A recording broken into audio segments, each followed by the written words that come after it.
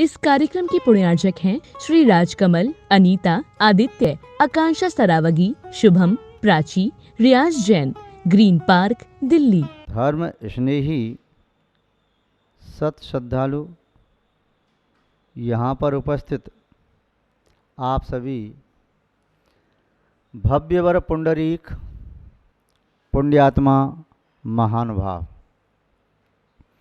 आचार्य भगवान समंतभद्र स्वामी द्वारा विरचित रत्न कर्णक श्रावकाचार की वाचना में आज श्लोक नंबर 99 इस पर थोड़ी चर्चा करेंगे, जिसमें आचार्य महोदय सामायिक के संबंध में बता रहे हैं।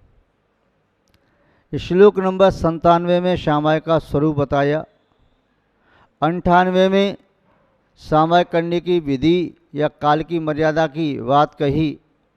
श्लोक नंबर 99 में सामायिक करने के क्षेत्रों के बारे में कह रही हैं कि सामायिक कहाँ करना चाहिए।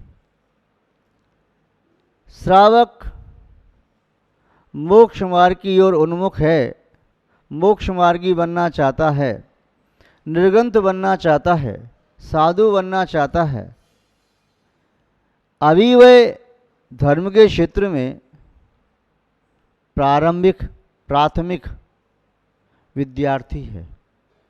जैसे स्कूल में जाने वाला विद्यार्थी प्रारंभ में उससे गलतियां भी होती हैं और उसका मन भी उचटता है, इसलिए विद्यार्थी का मन पढ़ाई में लगे, इस भावना से उसके अभिभावक, माता पिता या और भी भाई बहन आदि उसे स्कूल के बारे में अच्छी बातें बताते हैं। स्कूल में ऐसा होता है, स्कूल में ऐसा होता है, स्कूल में ऐसा, तो बड़ा अच्छा लगता है, बहुत आनंद आता है। तो छोटा बालक स्कूल जाने के लिए फिर मन बनाता है। फिर वह बताते हैं कि देखो तुम्हें अपनी पुस्तक ऐसे पढ़ना है, किसी को देखना नहीं, अध्यापक सर ऐसे पढ़ाएंगे आपको, फिर ऐसे पढ़ना है, ऐसे लिखना ही करना है। वहाँ नहीं जाना, वहाँ गंदे बच्चे रहते हैं। वहाँ नहीं जाना, वहाँ चर्चा नहीं करना, अन्य प्रकार की पुस्तकें नहीं पढ़ना, ये नहीं करना। वही विद्यार्थी जब बड़ा हो जाता है, क्रमशः कक्षा पास करते हुए आगे बढ़ता चला जाता है, फिर माता पिता न तो उसे लड्डू का लोभ देते हैं, न उसे अलग से पैसा देते हैं, न उसे छोड़ने के लिए अलग से जाते हैं, न उसके लिए खिलौने दिलवाते हैं, न उसके लिए अलग से गाड़ी आदि व्यवस्था करते हैं। आप उसे कहते हैं तो अपने आप चला जा भैया, कहाँ जाना है, कैसे जाना है, जा, चाहे बस से जा, चाहे गाड़ी से जा, चाहे बाइक से जा, कैसे भी जाना जा। क्यों? क्योंकि अब उसे विद्या अध्ययन में आनंद आने लगा। उसे कहें कि आज छुट्टी कर लो, तब भी वो छुट्टी नहीं करेगा। उसे एक बार आनंद की अनुभूति अब होने लगी। ऐसे ही सामायिक के क्षेत्र में जो प्रारंभ कर रहा है, उसके लिए निर्देश दिए जा रहे हैं कि सामायिक कब करें, कैसे करें, क्यों करें। क्षेत्र भी बता रही हैं, काल भी बता रही हैं, विधि भी बता रही हैं, सामायिक का फल भी बता रही हैं। जैसे माना कि सामायिक का फल कह करके उन्हें लोभ दे रही हों साधकों को। जिस साधक को अभी मोक्ष की अनुभूति नहीं हो पा रही, शुद्ध आत्मा की अनुभूति नहीं हो पा रही, तब तक के लिए कह रहे कि तुम्हें बाह्य कोलाहल से थोड़ी शांति मिलेगी। जो व्यक्ति जिस वस्तु का मूल्य जानता है, उस व्यक्ति को उसी वस्तु का लोभ दिखाया जा सकता है। जो जिसका मूल्य जानता ही नहीं, उसका लोभ से क्या दिखाया जाए। जौहरी के बेटे को हीरे का, मोती का, नीलम का, पन्ना का, बैडूर मणि का, मूंगा इत्यादि रत्नों का लोभ दिखाया जा सकता है। किसान के बेटे को कहा जाएगा तुम यदि ऐसा काम कर दो तो तुम्हें 2 पोटली अनाज मिलेगा। बनिए के बेटे से कहा जाएगा तो कहेगा उसे कि तुम यदि ऐसा काम कर दो तुम्हें 2 बीसी पैसा मिलेंगे। या और बड़ा व्यक्ति है तो उसे कहा जाएगा 100 रुपया मिलेगा। और बड़ा है तो कहा जाएगा स्वर्णकार से तुम्हें इतना सोना मिल जाएगा। तो जो जिस वस्तु के बारे में जानता है, जिसकी दृष्टि में जो वस्तु महत्वपूर्ण है, मूल्यवान है, इष्ट है, उसे उसी वस्तु का लोभ दिया जाता है। उसे पहले तो ये बताया जा रहा है कि शांति तुझे मिलेगी शांति से बैठने पर, उसका वातावरण शांति में बनेगा तब शांति का अनुभव कर पाएगा। और जब वह शांति के मार्ग पर चलता हुआ उस पर उपसर्ग भी आ जाए तब उसके परिणाम चलायमान न होंगे, मन चंचल न होगा। आचार्य महोदय यहाँ पर श्रावक के लिए शिक्षा व्रत में सामायिक की बात कहते हुए बता रहे हैं कि सामायिक कहाँ करना चाहिए। वैसे तो कहा आचार्य वीरसेन स्वामी ने सामायिक के बारे में नाम सामायिक, नाम स्थापना सामायिक, द्रव्य सामायिक, भाव सामायिक, क्षेत्र सामायिक, काल सामायिक इत्यादि सामायिक के भेद किए। फिर ये कह दिया सभी प्रकार की सामायिक हैं। नाम लेना सामायिक, इस नाम सामायिक हो गया। स्थापना, ये स्थापना कर दी किसी वस्तु में तदाकर तदाकार में। क्षेत्र सामायिक, किसी क्षेत्र में समता भाव रखना। काल सामायिक, किसी नियत काल तक समता भाव रखना। मौसम बदल रहा है, चाहे वह आपके अनुकूल या प्रतिकूल है, उसे अनुकूल प्रतिकूल न मान करके समभाव रखना वही सामायिक है। क्षेत्र चाहे कैसा भी हो समभाव रखना सामायिक है। फिर बात क्यों कही जा रही है कि क्षेत्र होना चाहिए सामायिक के लिए, उचित स्थान होना चाहिए, क्योंकि प्रारंभिक विद्यार्थी के लिए, प्रारंभिक मोक्षाभिलाषी के लिए, आत्महितार्थी के लिए अनुकूल वातावरण बनाना जरूरी है। माँ गर्भ में छोटे बालक का परिपालन करती है, बहुत ध्यान रखती है। जन्म के बाद ध्यान थोड़ा कम रखती है, फिर भी रखती है। और बड़ा होता है तो ध्यान और कम रखती है, और बड़ा ध्यान कम रखती है, फिर और बड़ा हो जाता है, फिर माँ उसे भूल भी जाती है। ठीक है बड़ा बेटा कोई बात नहीं, वो मेरा ध्यान रखेगा। ऐसे ही प्रारंभिक विद्यार्थी के लिए, प्रारंभिक धर्मार्थी के लिए, मोक्षाभिलाषी के लिए, आत्महितार्थी के लिए आचार्य महोदय सामायिक स्थान के बारे में बात कर रहे हैं। यहाँ बता रहे हैं सामायिक के स्थानों के बारे में। एकांते सामायिकम निर्व्याक्षेपे वनेषु वा स्तुष्य चैत्यालयेषु वापि च परिचेतव्यम प्रसन्न धिया। आचार्य महोदय कह रहे हैं सामायिक एकांत में करो। विशेष उपलब्धि एकांत में होती है, असामायिक तो भीड़ में हो सकती है, सामायिक भीड़ में नहीं हो सकती। एकांत स्थान या उनकी भीड़ में पहुंचो जो समत्व में लीन है, जिनकी वर्णनाएं आपको प्रभावित कर रही हैं। एकांत में ही अनेकांत का रहस्य समझ में आता है, भीड़ में नहीं। भीड़ में तो द्वंद्व होता है, सबके अपने अपने मत होते हैं, अपनी अपनी धारणाएं होती हैं, अपनी अपनी विचारधाराएं होती हैं। किंतु एकांत में बैठ करके शांत चित्त से सोचता है तो सत्य से साक्षात्कार होता है, सत्य दृष्टि गोचर होता है, सत्य अनुभव में आता है। इसलिए का सामायिक करने का प्रारंभ करना है तो जहाँ पर लोग गा रहे हैं, बजा रहे हैं, नाच रहे हैं, झूम रहे हैं, या लड़ रहे हैं, झगड़ रहे हैं, या अर्थोपार्जन के लिए अपने प्राण देने को तैयार हैं, या कोई काम वासना में लीन हैं, ऐसे माहौल में सामायिक व्यक्ति कैसे कर पाएगा। इसलिए कहा इन सबको छोड़ो, एकांत में पहुंचो। एकांते सामायिकम निर्व्याक्षेपे, ऐसे स्थान पर बैठो जहाँ कोई व्यवधान न हो। बिच्छू घूम रही हो, डंक मार रही हो, सामायिक कैसे करोगे। मधुमक्खी यदि ढील लगा है उड़ रही हैं, सामायिक कैसे करोगे। यदि वर या ततैया वहाँ घूम रही हैं, या सामान्य मक्खी भी, मच्छर भी काट रही हैं, बड़ी बड़ी डांस, वहाँ बैठ के सामायिक कैसे करोगे। पहली बार सामायिक करने के लिए आए और सामायिक की अवहेलना करोगे, अनादर करोगे, सामायिक के बारे में रुचि नहीं आएगी तुम्हारी। तो निर्व्याक्षेपे, जहाँ पर आकुलता चित्त को न हो, मौसम अनुकूल हो, ज़्यादा गर्मी नहीं, ज़्यादा सर्दी नहीं, हवा के थपेड़े नहीं, झंझावात तूफान नहीं, आंधी नहीं, मूसलाधार या रिमझिम वर्षा नहीं, निराकुल स्थान हो, निर्व्याक्षेपे। वनेषु सामायिक, जहाँ बाल बच्चे शोर मचा रहे हैं, घर में बैठ के सामायिक करनी होती है। वनेषु, वन में जाओ। वन में जाओगे तो बन जाओगे जहाँ प्राकृतिक वातावरण है, जहाँ वृक्ष निराकुलता के साथ हर परिस्थिति में मस्त होना जानते हैं, हवा के चलते ही झूमने लगते हैं। और वन में जाकर के प्राकृतिक वातावरण में पहुँच करके तुम्हारी विकार धुलने लगेंगे, सामायिक में मन लगेगा। अतीत की बातें भूल करके आप कल्याण के प्रति जागरूक हो जाएंगे। इसे वन में कहा, उपवन में कहा, कहीं शमशान घाट पर एकांत में जाकर के, जहाँ पर आपकी मनोदशा बदल जाए। निर्व्याक्षेपे वनेषु वास्तुश्च, अथवा भवनों में खंडहर पड़े हैं, कहीं आश्रम बने हैं, कहीं धर्मशाला स्कूल बने हैं, खाली पड़ी, वहाँ कोई नहीं है, शांत,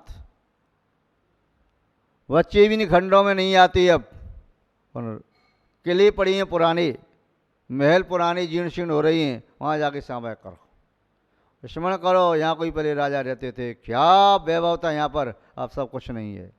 ये तेरा मिट्टी का वैभव भी मिट जाएगा, मिट्टी का वैभव मिट्टी में मिल जाएगा। इसलिए मिट्टी का वैभव मिट्टी में मिले उसके पहले अपनी आत्मा को देख ले, आत्मा को जान ले, आत्मा को पहचान ले।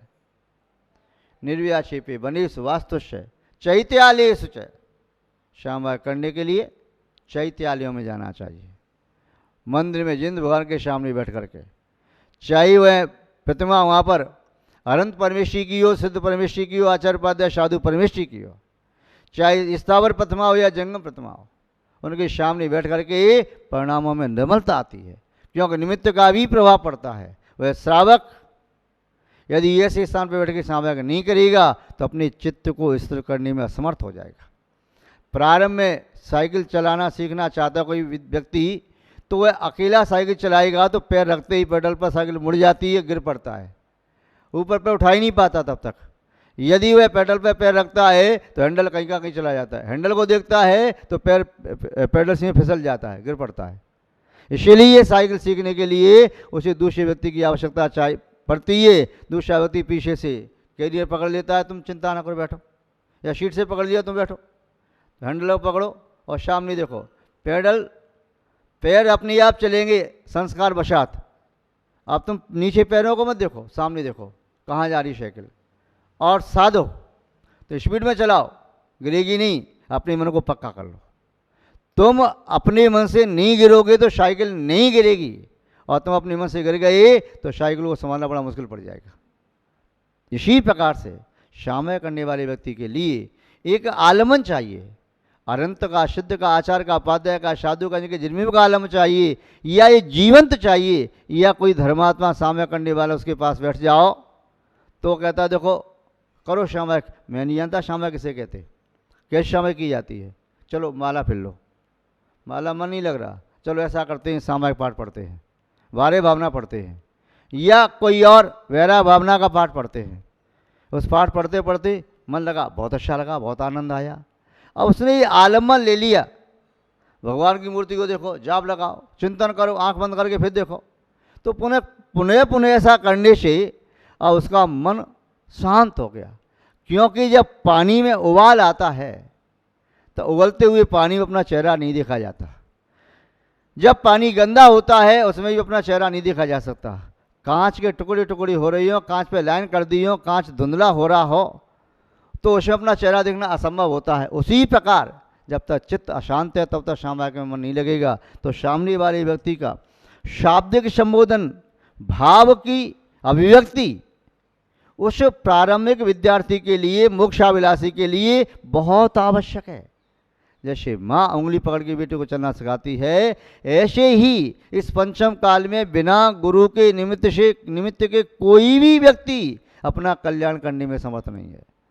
हम और आप और जो बड़े बड़े आचार्य जो आज जिन शासन की बागडोर थामे हुए हैं, वे आचार्य भी पहले किसी की उंगली पकड़ के चलना सीख रहे थे। प्रारंभ में उन्होंने भी मोक्ष मार्ग धीमे धीमे ग्रहण किया था, मंदिर जाने का नियम लिया, जाप लगाने का नियम लिया, पूजा अभिषेक करने का नियम लिया, पुनः 2 प्रतिमा के व्रत लिए, 7 के लिए, 11 प्रतिमा के व्रत लिए, फिर मुनि महाराज बने, अध्ययन किया, साधना बढ़ाते चले गए, अपनी आत्मा में डूबते चले गए, आत्मा का आनंद लिया।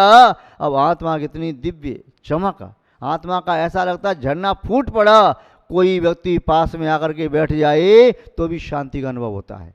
जंगल में कोई मुनि महाराज बैठे हों तो जन्मजात वैर को धारण करने वाले वे जानवर भी अपने वैर भाव को भूल करके शांति का अनुभव करते हैं। किंतु प्रारंभ में तो मुनि महाराज भी अशांत थे जब गृहस्थ जीवन में थे, अब वहाँ तक पहुँच गए। अब जो भी प्रारंभ में है, प्रत्येक प्रारंभ में चलने वाले व्यक्ति को आलम्बन की आवश्यकता जरूर होती है। तो शावक अभी प्रारंभ की सीढ़ियाँ चढ़ रहा है, उसे प्रारंभ की सीढ़ियाँ चढ़ने के पहले उसे रेलिंग भी पकड़नी पड़ती है, किसी का हाथ पकड़ना पड़ता है और कांपता कांपता चढ़ता है। यदि सीढ़ियाँ कहीं बहुत ऊंची जा रही हों और सीढ़ियाँ छोटी हों, ज़्यादा बड़ी नहीं, 6 इंची की सीढ़ी है, 6 इंची चौड़ी और 6 इंची ऐसे, उस सीढ़ी पर चढ़ के जाना है, 100 फीट ऊंचे जाना है, रेलिंग आसपास में नहीं है, तो व्यक्ति पहली सीढ़ी से ही उसके पैर लड़खड़ाने लगेंगे। वो कहेगा मैं ऊपर जाऊंगा ही नहीं, गिर जाऊंगा। किंतु उसे 10-5 सीढ़ी उंगली पकड़ के चढ़ा दो तो आगे की सीढ़ी का सांस उसे आ जाएगा, फिर कहेगा अब तो मैं आंख बंद करके भी जा सकता हूँ। महान भाव, ऐसे ही शावक धर्म का पालन कराने के लिए मुनि महाराजों को, शावक शावकाओं को आलम्बन देना होता है, उन्हें संबोधन देना होता है, उन्हें संभालना होता है। एक बार संभाल दिया। जिस बालक ने साइकिल चलाना सीखा है, 2-4 बार गिरा होगा, किंतु पीछे वाले का चिंता न कर, कुछ नहीं, ससी की जाकर चल। उसका साहस बढ़ाते गए, इतना साइकिल चलाने परफेक्ट हो गया, अब तो वह साइकिल चलाता है, न हैंडल पकड़ता है। अब पैडल मार करके पैरों को उठा करके हैंडल पर रख लिया, हाथ छोड़ दिए, साइकिल आराम से चली जा रही है। इतना परफेक्ट कैसे हो गया? हो सकता है, अभ्यास करते करते हो सकता है। जैसे एक पनियारिन जो 1 मटके को लेकर के पहले प्रारंभ में ऐसे चलती थी, डिगते डिगते गिरना पड़े कहीं, और वही पनियारिन अपने सिर पर 7 मटके रखती है और चर्चा कर रही है, हाथ चला रही है, ऐसे चला रही है, ऐसा हुआ ऐसा हुआ ऐसा हुआ। कई बार वह इतनी परफेक्ट हो जाती है कि अपने सिर पर 108 मटके रख करके भी बिना सहारे के नृत्य भी कर सकती है। तो ऐसे कहाँ से आया? नट अपनी कला में परफेक्ट होता है, कैसे होता है? अभ्यास के बल से। ऐसे आपको भी अभ्यास करना है सामयिक का। सामयिक से डरना नहीं है, सामयिक तुम्हारा परम मित्र है, सामयिक तुम्हारा धर्म है, सामयिक तुम्हारा संयम है, सामयिक तुम्हारी साधना है, सामयिक तुम्हारी चेतना का निजी वैभव है। उस सामयिक को प्राप्त कर लिया तो समझो आपने सब कुछ प्राप्त कर लिया। आचार्य महोदय उसी की प्रेरणा दे रहे हैं कि वह सामयिक कैसे करो? प्रसन्न धिया, प्रसन्न चित्त होकर करना है। यदि अप्रसन्नता है तो सामयिक ही नहीं है। प्रसन्नता सामयिक का आधार है। तो महानुभाव, आज बस इतना ही। आप सामयिक के संबंध में आपने जो सुना उसे ग्रहण करने का भाव रखें। शेष चर्चा बाद में करेंगे। जय बोले श्री शांतनाथ भगवान की, परम पूज्य आचार्य गुरुदेव श्री विद्यानंद महाराज की, अहिंसा में विश्व धर्म की। इस कार्यक्रम के पुण्यार्चक थे श्री राजकमल, अनीता, आदित्य, आकांक्षा सरावगी, शुभम, प्राची, रियाज जैन, ग्रीन पार्क, दिल्ली।